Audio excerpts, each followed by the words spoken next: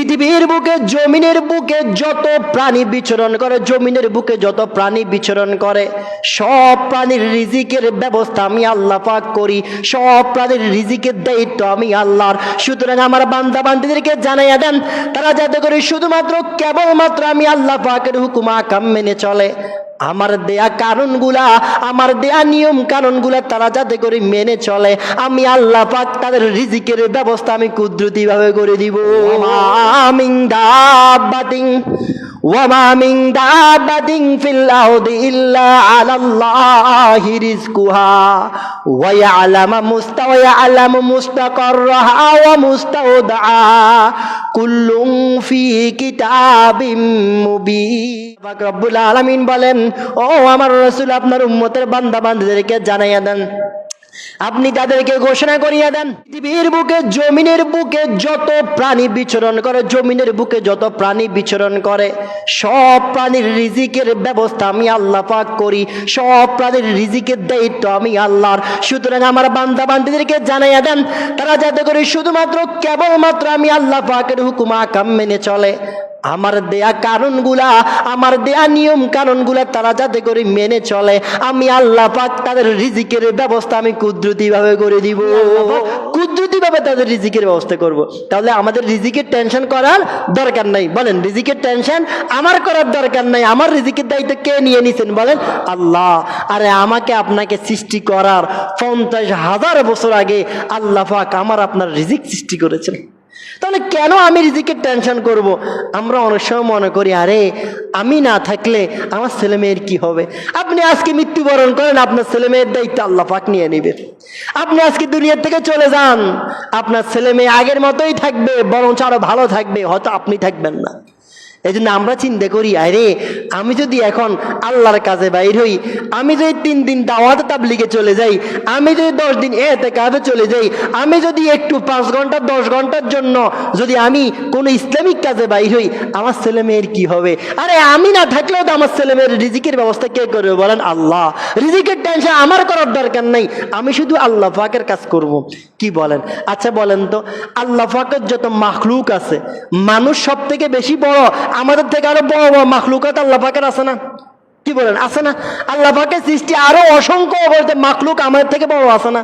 আচ্ছা, 2-1টা বড় বড় প্রাণীর নাম বলেন। হাতি আছে, তিমি মাছ আছে। তিমি মাছ চিনেননি আপনার? যে তিমি নিয়ে একটু কথা বলি। তিমি মাছ যেটা আছে, যদিও বা আমরা সেটাকে মাছ বলি, কিন্তু বিজ্ঞান সেটাকে মাছ বলে না। বিজ্ঞান সেটাকে কি বলে না? বলেন, মাছ বলতে নারাজ। তার কারণ কি জানেন? মাছের যে সমস্ত স্বভাবগুলো আছে, তার মেজরিটি পার্সেন্ট স্বভাব নীল তিমির মধ্যে নাই, তার মেজরিটি পার্সেন্ট স্বভাব মানুষের মধ্যে আছে। যেমন নাকি মাছ নিঃশ্বাস নেয় কি দিয়া? বলেন তো। না, মাছ শ্বাস নেয় কি দিয়া? হ্যাঁ, মাছ শ্বাস নেয় কি দিয়া? তারপরে যে কান্না আছে না, কান্না দিয়ে নেয়। কিন্তু আমরা শ্বাস নেই কি দিয়া? ফুসফুস দিয়া। কি দিয়ে নি? বলেন, ফুসফুস দিয়ে আমাদের শ্বাস প্রশ্বাস আমরা আপ ডাউন করি। নীল তিমিও আমাদের মতো শ্বাস প্রশ্বাস নেয় ফুসফুস দিয়া। নীল তিমিও শ্বাস প্রশ্বাস নেয় কি দিয়া? বলেন, ফুসফুস দিয়া।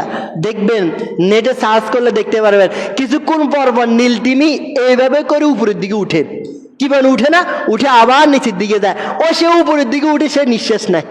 উপরের দিকে উঠে সে কি নেয়? বলেন, নিঃশ্বাস নেয়। বিজ্ঞান বলে আল্লাহ তাআলা এই নীল তিমির মাথা মানে মস্তিষ্কটাকে 2টা ভাগে ভাগ করছেন। মানে সে ঘুমায়, তার একটা মস্তিষ্ক ঘুমায়, আরেকটা মস্তিষ্ক ঘুমায় না। সে কি করে? 30 মিনিট 40 মিনিট পরে বলে, ও আল্লাহ পাকের সৃষ্টি, তোমার নিঃশ্বাস নেওয়ার সময় হয়ে গেছে, উঠো নিঃশ্বাস নাও। পরে নীল তিমি আবার উপরে উঠে, আবার নিঃশ্বাস নেয়, আবার সে নিচের দিকে যায়। আল্লাহু আকবার। আল্লাহ পাকের কত সুন্দর সৃষ্টি। শুধু তাই না, তাহলে নীল তিমি নিঃশ্বাস নেয় মানুষের মতো। আচ্ছা বলেন, মাছ কি ডিম দেয় না বাচ্চা দেয়? মাছ কি দেয়? মাছ কি দেয়? ডিম দেয়। মাছ কি দেয়? ডিম দেয়। কিন্তু নীল তিমি ডাইরেক্ট বাচ্চা প্রসব করে মানুষের মতো। নীল তিমি মানুষের মতো কি প্রসব করে? বলেন, বাচ্চা প্রসব করে। শুধু তাই না, নীল তিমি মাছ যখন বাচ্চা ছেড়ে দেয়, ডিম থেকে ছেড়ে দেয়, মা মাছ একদিকে যায়, বাচ্চা আরেকদিকে চলে যায়। কিন্তু আমরা কি আমাদের বাচ্চাদেরকে ফেলে দিই? না, আমরা দুধ পান করাই, লালন পালন করি। ঠিক তদ্রূপ নীল তিমিও বাচ্চা হওয়ার পরে মানুষের মতো এটাকে দুধ পান করা। আল্লাহু আকবার। নীল তিমিও মানুষের মতো এটাকে কি পান করা? বলেন, দুধ পান করা। তো এক একটা নীল তিমি কত ওজন হয়? মৎস্য বিজ্ঞানীরা বলেন কত লম্বা হয়, মৎস্য বিজ্ঞানীরা বলেন প্রাপ্তবয়স্ক একটা তিমি মাছ প্রায় 200 ফুট লম্বা হয়। প্রায় কয়শো ফুট বলেন? প্রায় 200 ফুট। 200 ফুট লম্বা হয়। কেউ বেশিরভাগ বলে 100 ফুট লম্বা, 100 ফুট ধরি আমরা।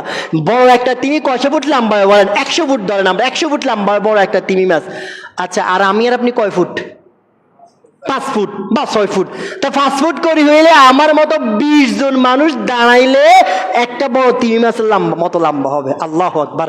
একটা বড় তিমি মাছের মতো কি হবে বলেন? লম্বা হবে। 100 ফুট নরমালি একটা কি হয়? তিমি মাছ হয়। তার মানে 20 জন মানুষ দাঁড়াইলে তত লম্বা হবে। একটা বড় তিমি মাছ এত লম্বা, বড় তিমি মাছ এত লম্বা। শুধু তাই না, এক একটা তিমি মাছের ওজন কতটুকু জানেন? বিজ্ঞান বলে এক একটা তিমি মাছের ওজন হচ্ছে প্রায় 200 মেট্রিক টন। সুবহানাল্লাহ। প্রায় কত বলেন? 200 মেট্রিক টন। 1000 কেজি হয় 1 মেট্রিক টন। কি বলে এরকম না? তার মানে এক একটা নীল তিমি 200 মেট্রিক টন ওজন হয়। 200 কি বলেন? মেট্রিক টন ওজন হয়। আর তারা একদিনে কতটুকু খানা খায় জানেন? একদিনে প্রায় 4000 কেজি খানা খায় এক একটা তিমি মাছ। কয় হাজার কেজি বলেন? 4000 কেজি। আমি আর আপনি কয় বছরে 4000 কেজি খাই? কয় বছরে আমরা সারা জীবনে তো 4000 কেজি খাই না। কি করে এরকম না? কিন্তু এক একটা নীল তিমি এক এক দিন 4000 কেজি খানা খায়। আপনি চিন্তা করেন, এই নীল তিমি সে কি কোনো ইনকাম করে বলেন? সে কি কোনো জায়গায় জব করে? সে কি কোনো জায়গায় চাকরি করে? কোনো জায়গায় কোনো চাকরি করে না, তার খানার কোনো টেনশনও নাই। কিন্তু এক একটা নীল তিমি প্রতিদিন 4000 কেজি খানা খায়। এবার আপনি চিন্তা করেন, তার এই খানার ব্যবস্থা করেন কে? আল্লাহ। তো যে আল্লাহ নীল তিমি মাছের এক একদিন 4000 কেজি খানার ব্যবস্থা করতে পারে, ওই আল্লাহ কি আমার মতো ফাস্টফুডের ডেলি 1 কেজি 1.5 কেজি খাই আমরা, এই খানার কি আল্লাহ ব্যবস্থা করতে পারে না? কি বলেন? পারে না? যে আল্লাহ তিমি মাছের 4000 কেজি খানার ব্যবস্থা করতে পারে, সে আল্লাহ আমার মতো আপনি একটা ফাস্টফুডের একটা মানুষের খানার ব্যবস্থাকে আল্লাহ করতে পারে না? অবশ্যই করতে পারে।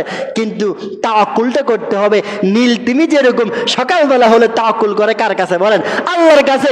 ঘুমাইতে যায় আল্লাহর উপর তাওয়াক্কুল করে, সকালবেলা আবার ঘুম থেকে উঠে আল্লাহ পাকের উপর ভরসা করে। আমি আর আপনিও যদি সকালটা যদি আল্লাহ পাকের উপর ভরসা করে করি, রাতের বেলা ঘুমোতে গেলেও যদি আল্লাহ পাকের উপর তাওয়াক্কুল করি ঘুমাই, আমাদের রিজিকের ব্যবস্থাও কে করবেন বলেন? আল্লাহ তাআলা করবেন। আমাদের রিজিকের ব্যবস্থা কে করবেন? আল্লাহ তাআলা করবেন। এটাই আল্লাহ পাক বলে, ওয়ামা মিন দাবাতিন ফিল আরদি ইল্লা আলাল্লাহি রিজকুহা। আল্লাহ পাক বলেন, দুনিয়ার মানুষ, জমিনে বিচরণকারী যত প্রাণী আছে, জমিনে বিচরণকারী যত প্রাণী আছে, সব প্রাণীর রিজিকের ব্যবস্থা একমাত্র আমি আল্লাহ করি। সব প্রাণীর রিজিকের জিম্মাদারি আমি আল্লাহর। সব প্রাণীর রিজিকের জিম্মাদারি কার বলেন? আল্লাহর। এই আয়াতের ব্যাখ্যার মধ্যে ইমাম কুরতুবী রহমতুল্লাহ আলাইহি খুব সুন্দর একটা ঘটনা উল্লেখ করেছেন। রাসূলের যুগে, সাহাবায়ে কেরামের যুগে, রাসূল জীবদ্দশায় ইয়ামান থেকে কিছু লোক মদিনায় হিজরত করে আসতেছে, রাসূলের সাথে মোলাকাত করবে। এখন মদিনার থেকে কিছু দূর 2-3 কিলোমিটার বা 2-4 মাইল ওইদিকে তারা তাঁবু গাছতে, রাত অনেক হয়ে গেছে। চিন্তা করতেছে এখন রাতের বেলা এসে রসুলকে ডিস্টার্ব করার দরকার নেই। সকালবেলা যখন রসুল ফজরের নামাজ পড়তে উঠবে, সবাই আসবে, রসুলের সাথে মোলাকাত করবে। এখন তাঁবু গাছতে একটু দূরে, কিন্তু এখন তাঁবু গাছতে ঠিক আছে, খানা যেগুলো নিয়ে আসছে সব শেষ। এখন খানার আর কোনো কিছু নেই, তাদের কাছে খানার আর কোনো অবশিষ্ট কিছু নেই। তারা পরামর্শ করে তাদের মধ্য থেকে একজন লোককে নির্বাচন করলো যে তুমি একটা কাজ করো, চলে যাও রসুলের দরবারে, গিয়া বলো আমরা ইয়ামান থেকে আসছি, রসুলের সাথে সাক্ষাৎ করব, কিন্তু এখন আমাদের কাছে খানার জন্য, রাতে যে খাবো এই খানার জন্য কোনো কিছু আমাদের কাছে নাই। নবীজিকে গিয়া বলো, নবীজি যদি একটু খানা পিনার ব্যবস্থা করে দেয়, আমরা রাত্রি যাপন করব, সকালবেলা রসুলের সাথে গিয়ে কি মোলাকাত করব। তো একজন আগন্তুক, একজন দূত সে আসলো, এসে চিন্তা করতেছে রসুলের কাছে আসবে, এসে বলবে তাদেরকে একটু খানার ব্যবস্থা করে। মসজিদ নববীতে আসছে, সে আসার সাথে সাথে হযরত বেলাল আযান দিয়ে দিছে, এশার নামাজের সময় হয়ে গেছে। নবীজি এশার নামাজে দাঁড়িয়ে গেছে। ও আল্লাহর বান্দা নামাজের আগে রসুলের সাথে দেখা করে নাই, চিন্তা করছেন নামাজ শেষ হলে রসুলের সাথে দেখা করবেন। রসুল নামাজে দাঁড়িয়ে গেলেন, সমস্ত সাহাবায়ে কেরাম তাকবীর নিয়ত বেঁধে নামাজে দাঁড়িয়ে গেলেন। রসুল নামাজের মধ্যে সূরাতুল ফাতিহা পড়ার পর রসুল এই আয়াতটা পড়তেছিলেন। রসুল বলেন, ওয়ামা মিন দাব্বাতিন ফিল আরদি ইল্লা আলাল্লাহি রিজকুহা ওয়া ইয়ালামু মুস্তাকাররাহা ওয়া মুস্তাওদাহা কুল্লুন ফি কিতাবিম মুবিন। নবীজি যখন নামাজের মধ্যে দাঁড়িয়ে যখন এই আয়াতে কারিমা যখন তেলাওয়াত করতে লাগলেন, ওই সাহাবী যিনি কাফেলার জন্য খানা নিতে আসছেন, ওই সাহাবী যখন আয়াতে কারিমাটা শুনলেন মনে মনে চিন্তা করতে লাগলেন, যেহেতু আল্লাহ পাক জানাইয়ে দিয়েছেন জমিনে বিচরণকারী যত মাখলুকাত আছে, যত প্রাণী আছে, সব প্রাণীর রিজিকের জিম্মাদারি আল্লাহ পাক নিয়ে নিয়েছেন। তার মানে আমরা তো সামান্য 20-30 জন মানুষ, তার মানে আমাদের রিজিকের জিম্মাদারি আল্লাহ পাক নিয়ে নিয়েছেন। সুতরাং নবীজিকে আর ডিস্টার্ব করার দরকার নাই, নবীজিকে আর কিছু বলার দরকার নাই। আমি নামাজ শেষ হয়ে আমার কাফেলার কাছে চলে যাব। আল্লাহ পাক যেহেতু ঘোষণা করছেন রিজিকের ব্যবস্থা আল্লাহ পাক করে দিবেন। নামাজ শেষ করে নবীজির সাথে দেখা করলেন না, চলে গেলেন আবার কাফেলার কাছে। কাফেলার লোকেরা বলে, ভাই খানা আনছো নাকি? বলে, খানা আসবে, কিছুক্ষণ একটু অপেক্ষা করো, খানা আসবে, আমি বলে আসছি খানা আসবে। কাফেলাকে এদিকে অপেক্ষা করতে বলছে, আর বান্দা একটা পাশে গিয়ে তাবুর একটা পাশে গিয়া ওই আয়াতটা শুধু তেলাওয়াত করতেছে, ওয়ামা মিন দাব্বাতিন ফিল আরদি ইল্লা আলাল্লাহি রিজকুহা। বারবার শুধু ওই আয়াতটা তেলাওয়াত করে, বারবার শুধু ওই আয়াতটা তেলাওয়াত করে। আর আল্লাহ পাকের কাছে ডাক দিয়ে বলে, মাওলা পাক, আপনি তো বলেছেন জমিনে বিচরণকারী যত মাখলুকাত আছে, যত প্রাণী আছে, সব প্রাণীর রিজিকের ব্যবস্থা আপনি করবেন। আমরা তো এইখানে মাত্র 20-30 জন মানুষ। আমার বিশ্বাস আপনার কোরআনের কথা মিথ্যা হতে পারে না। আর এটা আমি অন্য কোনো মানুষের মুখে শুনে নেই, বা এটা আপনার রসুলের মুখে শুনেছি। তাও এমনি বলছে তা না, বরঞ্চ নামাজের মধ্যে দাঁড়িয়ে আপনার রসুলের আয়াতটা তেলাওয়াত করেছে। সুতরাং আমি বিশ্বাস করি আপনি অবশ্যই অবশ্যই আমাদের রিজিকের ব্যবস্থা করবেন। মেহেরবানি করে আপনি আমাদের রিজিকের ব্যবস্থা করে দেন। বান্দা বারবার করে ওই সাহাবী বারবার করে শুধু ওই আয়াতে কারিমা তেলাওয়াত করে, বারবার শুধু ওই আয়াতে কারিমা তেলাওয়াত করে। কিছুক্ষণ পরে একটা লোক মাথার মধ্যে বড় একটা ট্রে নিয়ে ওই কাফেলার সামনে চলে আসছে। এসে বলে, ও আল্লাহর বান্দারা একটু বাইরে আসো, তোমাদের জন্য খানা চলে আসছে। ট্রেটা নামাইয়া দেখে অনেকগুলো রুটি এবং অনেক বেশি মাত্রা গোস্ত এখানে দেওয়া আছে। তারা সবাই মিলে বসছে, যে মনে মনে ভাবছে রসুল আমাদের জন্য খানা পাঠাইছে। তারা সবাই একবারে পেট ভরে খেলো। খাওয়ার পর আর অনেকগুলা খানা বেঁচে গেছে। সাহাবায়ে কেরাম তো আমাদের মতো অপচয় করতেন না। সাহাবায়ে কেরাম পরামর্শ করলেন যে একটা কাজ করা যায়, যেহেতু রসুল খানাগুলো পাঠিয়েছেন, তাহলে এখানে খানা যেহেতু বেঁচে গেছে, এটা রসুলের কাছে আবার দিয়ে আসলে আগামীকালকে আবার যদি কোনো কাফেলা আসে, রসুল তাদেরকে বন্টন করে দিতে পারবেন। সবাই পরামর্শ করে আরেকজন লোককে দিয়ে আবার খানাগুলো মদিনায় মসজিদ নববীতে পাঠাইয়া দিছে। রসুলের কাছে যখন খানাগুলো নিয়ে আসছে, রসুল ডাক দিয়ে বলো, আল্লাহর বান্দা খানা কোত্থেকে আনছো? বলে, ইয়া রাসূলুল্লাহ, ইয়া হাবিবাল্লাহ, আপনি তো আমাদের জন্য খানা পাঠাইয়াছিলেন, আমরা ইয়ামান থেকে এসেছি, একজন লোককে পাঠানোর পরে আপনি তো আমাদের জন্য খানা পাঠাইছেন। রসুল অবাক হয়ে ডাক দিয়ে বলো, আল্লাহর বান্দা, না, আমি তোমাদের জন্য খানা পাঠাই নাই। আচ্ছা, যে লোকটা খানার জন্য আসছে তাকে একটু আমার কাছে ডেকে নিয়ে আসো। ওই লোকটাকে ডেকে নিয়ে আসা হলো। নবীজি ডাক দিয়ে বলে, আল্লাহর বান্দা, তুমি খানার জন্য আসছিলে, খানা নাও নাই কেন? বলে, ইয়া রাসূলুল্লাহ, আমি ওযু করে যখন নামাজের মধ্যে দণ্ডায়মান হয়ে গেছিলাম, আপনি তখন নামাজের মধ্যে দাঁড়িয়ে পড়তেছিলেন, ওয়ামা মিন দাব্বাতিন ফিল আরদি ইল্লা আলাল্লাহি রিজকুহা। জমিনের মধ্যে বিচরণকারী যত প্রাণী আছে, সব প্রাণীর রিজিকের ব্যবস্থা নাকি আল্লাহ পাক করবেন। আপনি যখন এই আয়াতটা তেলাওয়াত করেছেন, আমি বুঝে গেছি রিজিকটা আপনার কাছেও বলার দরকার নাই, রিজিকের জিম্মাদারিটা আমার আল্লাহ নিয়ে নিছেন। এই জন্য আমি বারবার করে আয়াতে কারিমা তেলাওয়াত করেছি। রাসূল যখন ডাক দিয়া বলে, এই রিজিকটা আমি তোমাদের জন্য পাঠাই নাই, বরং তো যে আল্লাহ তোমাদের রিজিকের দায়িত্ব নিয়েছেন, ওই আল্লাহ কুদরতি ভাবে তোমাদের জন্য রিজিক পাঠাইয়া দিয়েছেন। সুবহানাল্লাহ। কি বলেন, এখন মনে হয় আল্লাহ নাই? কি বলেন, ও আল্লাহ নাই? এখন শক্তি মনে কমে গেছে, যেহেতু অনেক বছর হয়ে গেছে। নাউযুবিল্লাহ। কি করে এরকম নেই? ওই আল্লাহ এখনো আছে, ওই রিজিক দেওয়ালা এখনো আছে। কিন্তু সাহাবী যে ঈমান এবং তাওয়াক্কুল নিয়া, যে ভরসা নিয়া বারবার এই আয়াতে কারিমা তেলাওয়াত করেছেন, আর বারবার চিন্তা করেছেন আমার মাওলা আমার রিজিকের দায়িত্ব নিয়েছেন, আমার মাওলা আমাকে রিজিক দিবেন। সাহাবী যে ঈমানের সাথে আল্লাহ পাককে স্মরণ করেছেন, ওই ঈমান আমাদের নাই। ওই ঈমান আমাদের নাই। ওই ঈমান এবং ইয়াকিনের সাথে এখনো পর্যন্ত যদি আপনি ওই আয়াতে কারিমার উপর বিশ্বাস করে যদি দোয়া করেন, আপনার রিজিকের ব্যবস্থা আল্লাহ পাক কুদরতি ভাবে করবেন। কেননা নবীজি হাদিসের মধ্যে বলেন, ক্বালান নবী সাল্লাল্লাহু আলাইহি ওয়াসাল্লাম ইন্নার রিজকা লা ইয়াতলুবুল আবদ আও কামা ক্বালান নবী আলাইহিস সালাতু ওয়াসসালাম। আল্লাহ পাকের হাবিব জনাব মুহাম্মদ রাসূলুল্লাহ সাল্লাল্লাহু আলাইহি ওয়াসাল্লাম ইরশাদ করেন, আল্লাহ রাসূল বলেন, ও আমার উম্মতেরা, তোমরা রিজিককে খোঁজার দরকার নেই, বরং আল্লাহ পাক তোমার জন্য যে রিজিকটা আল্লাহ পাক বানিয়েছেন, যে রিজিকটা সৃষ্টি করেছেন, ওই রিজিক তোমাদেরকে খুঁজে খুঁজে তোমার কাছে চলে আসবে। ওই রিজিক তোমাকে খুঁজে খুঁজে তোমার কাছে চলে আসবে। অন্য হাদিস নবীজি বলেন, কয় রিজিক মানুষকে কেমন ভাবে খোঁজো জানো? কয় মৃত্যু মানুষকে যেভাবে খোঁজে, রিজিক মানুষকে ওইভাবে তালাশ করে, রিজিক মানুষকে ওইভাবে তালাশ করে।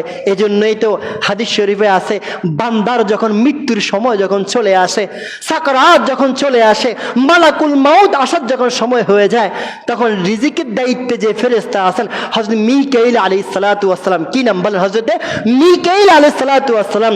তখন মিকাইল আলাইহিস সালাতু ওয়াস সালাম বান্দার পাশে এসে বলে, ও আল্লাহর বান্দা, ও আল্লাহর বান্দি, আমি প্রতিদিন তোমার জন্য রিজিকের ব্যবস্থা করি। সারা পৃথিবী থেকে তন্ন তন্ন করে যেই জায়গায় তোমার নামে রিজিক আছে, আমি আল্লাহ পাকের হুকুমে তোমার রিজিকটা তোমার খানার সামনে, তোমার প্লেটের মধ্যে আমি ওই রিজিকটা এনে দিয়ে দিই। কিন্তু আজকে সারা পৃথিবী তন্ন তন্ন করে খুঁজছি, তোমার জন্য কোনো একটা জায়গায় একটা চাউল, এক দানা চাউলও পেলাম না, এবং এক সামান্য জাররা পরিমাণ কোনো পানিও আমি তোমার জন্য পেলাম না। তার মানে আমার কেন জানি মনে হয় আল্লাহ পাক তোমার রিজিকের দরজা বন্ধ করে দিয়েছেন। হতে পারে তুমি আর বেশিক্ষণ আর দুনিয়াতে থাকবা না, তারপরে মালাকুল মাউত এসে বান্দার রূহটা কবজ করে নিয়ে যায়। সমস্ত বান্দা বান্দি সাকরাতের সময় মিকাইল আলাইহিস সালাম এসে বলে, তার মানে আমার নামে যে রিজিকটা বরাদ্দ আছে, ওই রিজিক খাওয়া ছাড়া আল্লাহ পাক আমার দুনিয়া থেকে নিবে না। ওই রিজিক খাওয়া ছাড়া আল্লাহ পাক আমার দুনিয়া থেকে নিবে না। আমার রিজিকের দরজা বন্ধ হয়ে গেছে, আইসিইউ না, আরো যদি মারাত্মক কিছুর ভিতরে আমার রাখা হয়, আমার রাখা যাবে না। আমার রাখা কি বলেন? যাবে না। আর আমার যতক্ষণ রিজিক আছে, যত বালা মুসিবত আসুক, যত বিপদ আসুক, আমার রিজিক যতক্ষণ আছে, আমি ততক্ষণ দুনিয়া থেকে যাব না। এরকম অনেক সময় দেখা যায় না, ওই যে ভূমিকম্প হলে 7 দিন 8 দিন পরে ছোট বাচ্চারা পাওয়া যায়, কি বল পাওয়া যায় না? তার মানে তার রিজিক এখনো দুনিয়াতে আছে, এই জন্য আল্লাহ পাক তাকে মৃত্যু দেন নাই। তার রিজিক এখনো দুনিয়াতে আছে, এই জন্য আল্লাহ পাক তাকে কি দেন নাই বলেন? দুনিয়াতে মৃত্যু দেন নাই। তার মানে বুঝে গেল কি, রিজিকের মালিক কে? আল্লাহ। রিজিকের মালিক কে বলেন? আল্লাহ। রিজিকের টেনশন করা লাগবে না, আল্লাহ পাকের ইবাদত করেন, রিজিক আল্লাহ পাক অটোমেটিক্যালি দিয়ে দিবেন। তবে হ্যাঁ উলামায়ে কেরাম বলেন, রিজিকের 4টা স্তর আছে। রিজিকের কয়টা স্তর আছে বলেন? 4টা। ভালো করে খেয়াল করবেন, রিজিকের কয়টা স্তর? 4টা। 1 নাম্বার সর্বনিম্ন স্তর, বলেন 1 নাম্বার সর্বনিম্ন স্তর, 2 নাম্বার সর্বোচ্চ স্তর, 3 নাম্বার সর্বোত্তম স্তর, আর নাম্বার 4 পরিপূর্ণ স্তর। তাহলে রিজিকের কয়টা স্তর আছে বলেন? 4টা। রিজিকের কয়টা স্তর আছে বলেন? 4টা। নাম্বার 1